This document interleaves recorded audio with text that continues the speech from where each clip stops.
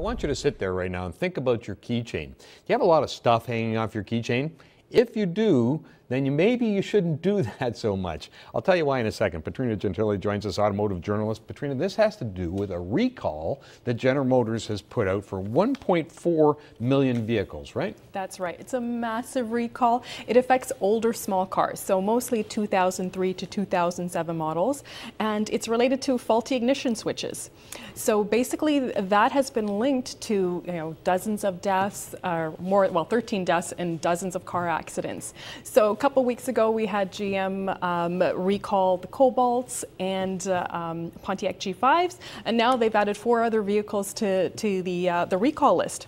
So basically what happens is if you have, like you say, all those keys on your keychain, you have the garage door key and the house key and everything, and if you have it in that ignition switch and you hit a bump, pothole or something like that on the road, it can actually jar the vehicle and it can move the ignition switch from run to accessory. So when it does that, it basically kills the engine, it kills the steering, you have no brakes. Airbags. It disables the airbags as well. So this is a really serious concern. And people have died. Right. Even though GM has known about this for, what, 10 years? 10 years. They knew about this in 2004. And now the National Traffic Administration is actually looking at it. They opened up an investigation last night, and they're going to see if GM followed the proper protocols to make sure that, they actually did enough to inform the public about this. So this is quite serious because if that safety agency finds that, they didn't do enough, they didn't follow the protocols, that could be, detrimental. That could lead to upwards of $35 million in fines.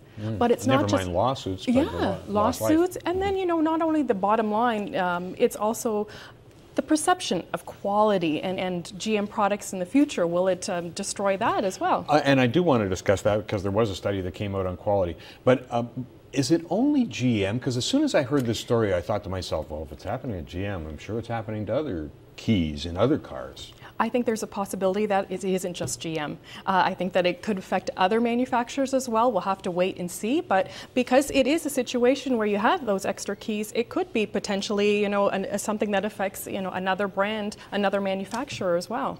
Okay, so let's get to this quality survey that was done by Consumer Reports, 1.1 million subscribers, right? And what were they looking at? Well, they look at safety, they look at reliability, they look at the performance and drivability of a vehicle. I love Consumer Reports because they're independent. They're not associated with manufacturers or specific advertisers. So it's kind of, a very unbiased way of looking at the vehicles. So they have a report card on the brands, and they decide, they test them in these categories, like I say, safety, reliability, to see whether or not, how the different brands stack up. GM, unfortunately, wasn't close to the top of the list. The Cadillac, for example, was near the bottom of the list. I think it was one of the 4 lowest scoring vehicles, but the Buick and GMC ranked number 12 out of 23. So it's not the best number, but it is better than the other Detroit 3 because Ford and Jeep came in dead Ford last. and Jeep were last at 50, and customer satisfaction. What's the problem with Ford? Ford, the MyTouch. The MyTouch, I'm not sure if you've ever used this. I have Sync, I think, in my car. Okay. So it's an advanced system of this. Right. So basically it attaches your infotainment system, your navigation system, your radio system, entertainment system, but it's quite fickle. And it sucks. Yeah, it does. It does. You said it just plain. It's very fickle. There are not a lot of buttons. It's sliding maneuvers and touch screen, and a lot of people really find fault with that, especially if you're getting into an older demographic. Sometimes it's harder to pick up on those new technologies. You prefer the buttons. Just give me some buttons that's easy to maneuver. So I think that's probably one of the hardest criticisms. Don't get me wrong, I drive a Ford right now and I love it. A Mustang, because it's a Mustang, for goodness sake. But that aside, I mean, I always was under the impression that Ford was near the top of the list. What's changed? That the MyTouch, the technology, I think is a big problem. Like I say, the people aren't accepting it, aren't as willing to accept it. So I think that's put them in sort of at the bottom of the list for the past 2 years. I think that's a big concern. Reliability as well has been some issues with Ford. Okay, the top of the list was interesting because I can't afford this car, and I will never spend that much in a car. Tesla Model S. The Model S, yeah, that's their top pick. So they also look at different types of vehicles. So the Model S, fantastic car. I love this all-electric vehicle. It's so fast, you would never even know it's an electric vehicle. It's incredible. Can you hear the engine? Do they? Nothing. You don't hear anything. You open the door, you sit down, it starts automatically. It has this beautiful, it's almost like an iPad screen, and you just, touch it and go through whatever the daily news. It is just beautiful. It's quiet, and the acceleration is like that. It's so quick.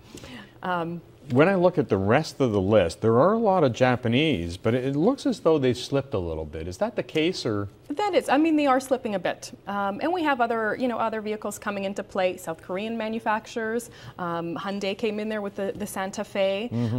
But there are some still holding their own. Honda Accord, Honda Odyssey. Subaru was in the list as well as their top picks for 2014. So they are, losing some of their ground. In that top list, the Toyota was only the Prius that made the top pick list. So there is some losing ground to other manufacturers, but again, it's almost like the other guys are catching up. How about the Europeans? I mean, for years and years, you looked at the Europeans, they were fun to drive, but they were not very reliable and those kinds of things. How are they doing? They're actually improving as well. I mean, BMW's on the list, the 3 Series, the Audi A6 is on that list as well. So they are making some headways in that too. As far as the Detroit 3 in that top picks list, it was only the Ram, the 1500 Ram that came into the top picks. No other Detroit manufacturer came into the top picks list. Okay, so if I'm in the mood to buy a new car, should I be focused more on broadening my horizons globally, do you think? These days, am I safe buying even a Ford? I mean, it is a personal choice. It is a personal choice when it comes down to it, and it's always good to support, the local economy, North American economy, but there's nothing wrong with, looking beyond that, because a lot of vehicles now, like the Honda Civic, that's built in Alliston, the Lexus, we have in Cambridge. So a lot of these vehicles that are Japanese vehicles are being built right on home soil. Yeah, we used to think of, buy American or buy Canadian or whatever it is. Now it's all confusing. Exactly, it is. Katrina, great to have you on. Thank you.